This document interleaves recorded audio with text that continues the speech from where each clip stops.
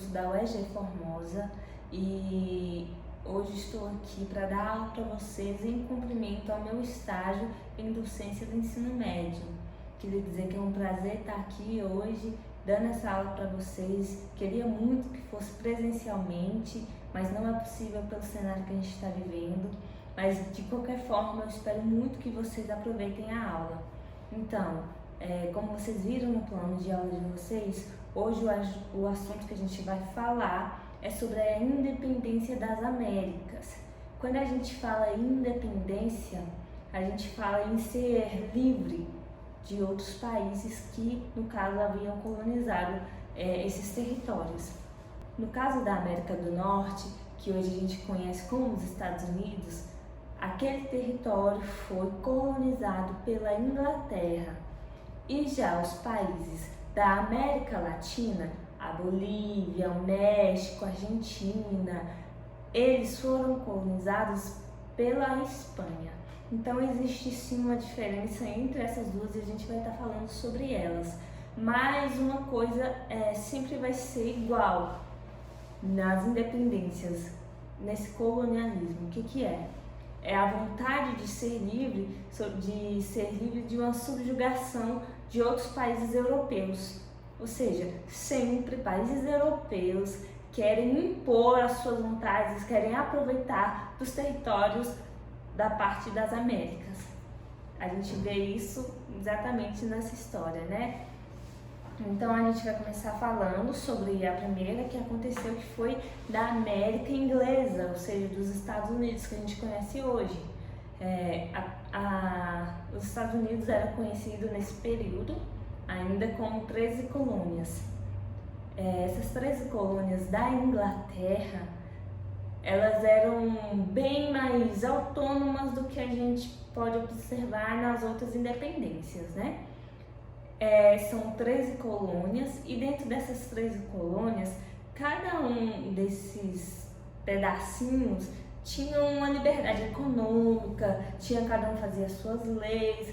Existia uma interferência sim da metrópole, que era a Inglaterra, mas mesmo assim eles eram mais livres, né? E isso tudo acontecendo no século XVIII, tá bom? Só para situar vocês aí no tempo. Essas colônias, essas 13 colônias da América Inglesa, elas tinham essa liberdade, vamos dizer assim, embora fossem ligadas à metrópole, né, elas tinham a liberdade. Vamos falar um pouquinho sobre a metrópole. A Inglaterra, ela estava sofrendo um pouquinho aí com algumas guerras que ela vinha passando. E quando a gente fala em guerra, a gente sempre tem que associar uma coisa: quem faz guerra gasta dinheiro. Então, vocês podem imaginar que a situação financeira, depois de muitas guerras de um país, não fica tão boa, não fica tão estável, né? Isso estava acontecendo com a Inglaterra. Mas um século antes, no século XVII, é importante lembrar que a Inglaterra deixou de ser uma monarquia e passou a ser uma monarquia parlamentarista. Ou seja, quando tem parlamento, existe mais de uma pessoa ali, né, ditando as leis, falando e mexendo com o poder naquele país, naquele lugar. E a Inglaterra era assim. E ela também assim, era bem avançada, teve a Revolução Industrial, então existia grande poder em comércio naquela época da parte da Inglaterra, né? Mas existiam outros países também que estavam aí na guerra, né? Essa luta pelo comércio, pela comercialização. E entre esses países aí a gente pode citar a França, que inclusive teve uma guerra com a Inglaterra e que afetou essas colônias. Por quê? Porque a França tinha alguns territórios na América, mas quando eles tiveram essa guerra, eles perderam e tiveram que dar os territórios que eram deles para a Inglaterra. Vamos falar um pouco agora sobre as causas que levou a essa revolução, a essa independência nas colônias inglesas. Lembra que eu falei para vocês que existia uma certa liberdade dessas colônias no tratamento do comércio e tudo mais? Pois é, na metade do século XVIII, a Inglaterra começou a querer meio que se intrometer demais naquilo que não era de costume eles se interferirem. E o que aconteceu? A galera não gostou. Os colonos não gostaram disso. E por que a Inglaterra estava fazendo isso? Primeiro, lembra que eu falei que eles estavam muito em guerra e quando eles ficam em guerra, a economia deles sofre? Pois é. Um jeito deles tentar se recuperar era fazendo o quê? Sugando da colônia tudo que eles podiam. Como eles trabalhavam com comércio e tudo mais, eles precisavam de matéria-prima para produzir os produtos dele para comercializar. E de onde é que vinham essas matérias-primas? Vinham todos da colônia, principalmente os minérios, tá? O que eles fizeram? Aumentaram os impostos, né, desses colonos e começaram a querer interferir mais nas leis desses colonos e isso aí foi gerando um desconforto e muitos deles foram motivados a se rebelarem contra toda essa interferência que a Inglaterra estava fazendo nas colônias. Então, quando que começou a se enfraquecer esse elo entre colônia e metrópole? Quando a metrópole começou a mudar as leis em relação às colônias.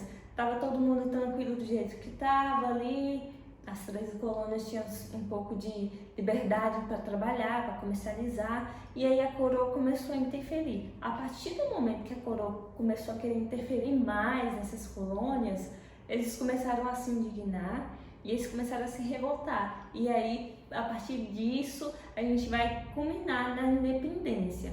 Mas até chegar lá, vou contar para vocês um pouquinho como foi esse processo, né? Como eu disse para vocês, por causa das guerras, houve aquele aumento de impostos para que eles pudessem recuperar todos os gastos da guerra deles. Mas a partir da década de 1760, houve uma série de leis que começaram a ser jogadas nessas colônias e que não vão agradar eles, né, os colonos, no caso. Eu vou falar para vocês quais foram algumas dessas leis, vou colocar para vocês, tá? E o que elas interferiam nas colônias. A lei do açúcar, ele aumentava o imposto sobre o açúcar e outros artigos como vinho, café e seda. Importante lembrar que por causa dessa lei do açúcar, por quê? Porque lá nas colônias eles pegavam a matéria-prima para fazer o rum, que seria um tipo de cerveja. Então eles importavam isso. Então aumentar esse imposto sobre eles para a metrópole era lucro, mas para os colonos não. Outra lei, a lei da moeda. A lei da moeda ela proibia a emissão de papéis de crédito nas 13 colônias. A lei do selo. A lei do selo ela estipulava que em publicações como contratos, jornais e documentos públicos em geral deveria constar um selo que era pago à coroa. Antes, cada um podia fazer os seus documentos, podia fazer transação, assinar seus papéis, entregava, era tudo tranquilo. Agora eles vão ter que assinar um papel e ter o selo, ter que pagar para ter o selo. Então, para eles não fazia sentido uma lei dessa. Outra lei, lei da hospedagem. A lei da hospedagem determinava que os colonos deveriam abrigar os soldados que eram enviados pela coroa. Muitos dessas leis, como vocês podem ver, interferiu no andamento interno das colônias, coisa que antes não acontecia. Então, os colonos ficaram bastante indignados com toda essa interferência que a coroa estava fazendo dentro dos seus territórios. E aí foi começando um levante, começando a pessoa falar, olha, não estão gostando do que está acontecendo, antes não era assim, por que agora está sendo? E por que outra coisa muito importante falar, lembra que eu falei para vocês que lá na Inglaterra agora existia um parlamento? Já que eles eram colônia da Inglaterra, eles se perguntavam também por que eles não tinham participação na constituição dessas leis, por que eles não participavam quando essas leis estavam sendo feitas, já que eles eram colônias da própria Inglaterra, né? Então, com essas leis, existiram muitos boicotes, muitas revoltas por parte dos colonos e algumas leis tiveram até que ser revogadas, como, por exemplo, a lei do selo, por causa da insatisfação dos colonos com essas leis que para eles eram totalmente desnecessárias. Mas o estopim de verdade dessa revolta dessa independência vai ser a lei do chá. O que essa lei do chá vai falar? Ela determinava que o chá nas 13 colônias seria vendido somente pela Companhia das Índias Orientais. O que antes, por exemplo, eles podiam fazer o comércio livre, agora estaria restrito só à Companhia das Índias Orientais. Então eles não viam lucro nisso e eles ficaram bastante indignados. Ficaram tão indignados que eles fizeram um protesto bem diferente. Existia um porto em Boston e esse porto era onde estavam atracados navios que estavam com muitos chás que estavam sendo tragos, né, para serem vendidos, para serem comercializados. E o que os colonos fizeram? Entraram nos navios e derrubaram mais de 300 caixas de chá no mar, fazendo assim com que toda aquela mercadoria fosse perdida. Então eles estavam bastante revoltados mesmo.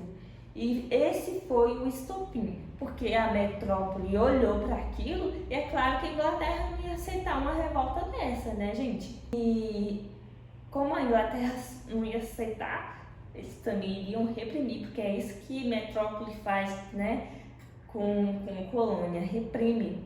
Então, quando eles fizeram essa revolta, foi conhecido como a Festa do Chá de Boston. E essa festa do chá de Boston resultou numa coisa não tão agradável para os colonos, que foram conhecidas como as leis intoleráveis.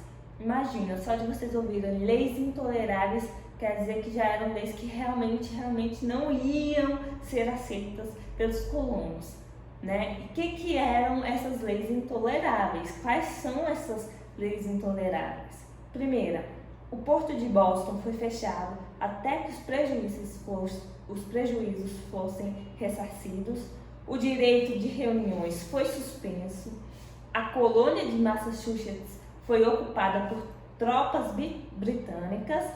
Os colonos foram obrigados a abrigar e alimentar as tropas inglesas que dominaram a região.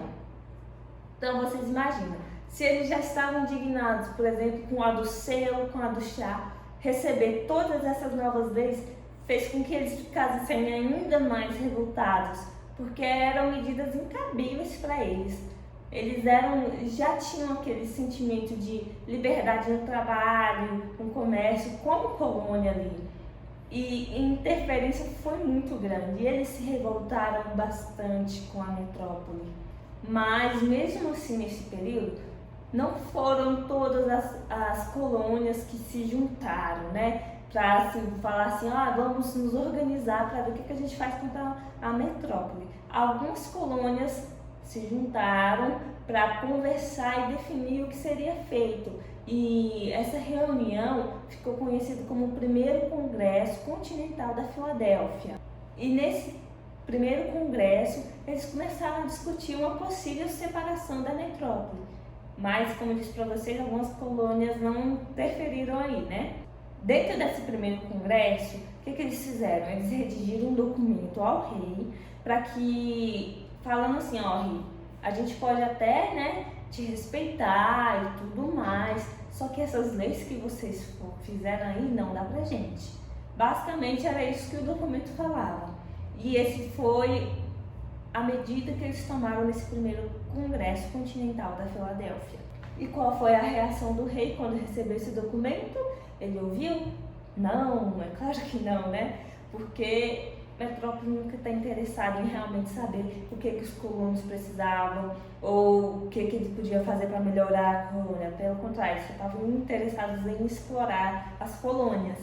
Então, quando o rei recebeu esse documento, a reação dele foi fazer com que o exército aumentasse nas colônias. E é claro que os colonos também não iam concordar com isso, né? E foi a partir disso que começou a ter as primeiras lutas armadas entre os colonos e entre os ingleses. Como a situação já estava ficando basicamente insustentável, aconteceu o segundo Congresso Continental da Filadélfia. Já nesse segundo congresso, todas as colônias se juntaram, sentaram e falaram, realmente, agora não dá mais Agora a gente precisa se separar da metrópole, porque pra gente já se tornou intolerável tudo que eles estão fazendo com a gente. A gente precisa se separar, a gente precisa da nossa independência. E desse congresso saiu a Declaração de Independência dos Estados Unidos no dia 4 de julho de 1776 e foi escrita por Thomas Jefferson. Também é importante falar que dentro desse congresso, nomes como George Washington também estavam que vai ser, por exemplo, o primeiro presidente dos Estados Unidos. Esse foi como foi iniciada essa independência aí, iria dizer o quê? Vem guerra por aí também. E a guerra de independência dos Estados Unidos durou em volta de 5 anos, para que tudo pudesse ser realmente concretizado. Sempre que tem um projeto de independência, há um tipo de luta, né? E não foi diferente nos Estados Unidos. Existiu 5 anos de guerra. E é engraçado a gente falar que, sabe quem apoiou os Estados Unidos nesse período, nessa guerra de independência contra a Inglaterra? A França e a Espanha.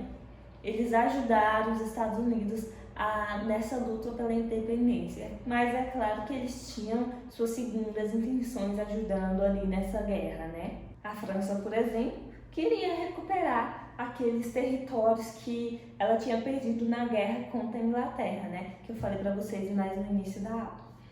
E então a França e a Espanha ajudaram nessa guerra de independência. E quando essa guerra realmente acabou, foi uma batalha conhecida como Batalha de Yorktown. Mas não é só guerra que faz com que essas colônias fossem realmente independentes.